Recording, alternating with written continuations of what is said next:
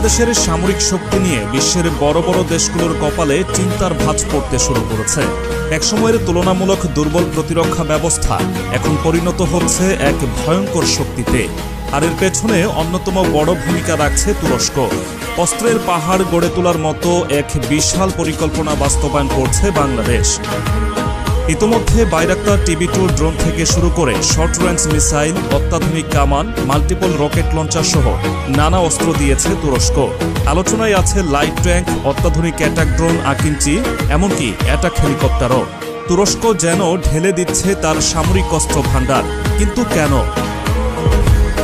একসময় অস্ত্র আমদানির জন্য বিভিন্ন দেশের শর্ত মানতে হতো বাংলাদেশকে।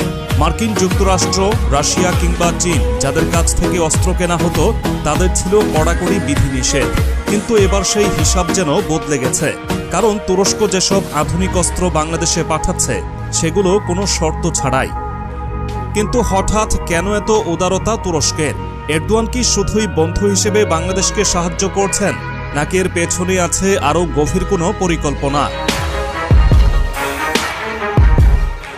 বিশ্ব রাজনীতির এক নতুন মোড়ে দাঁড়িয়ে আছে বাংলাদেশ। চারপাশের দেশগুলো যখন নিজেদের সামরিক শক্তি বাড়াচ্ছে, তখন বাংলাদেশও যেন নিজের অবস্থান শক্তিশালী করছে।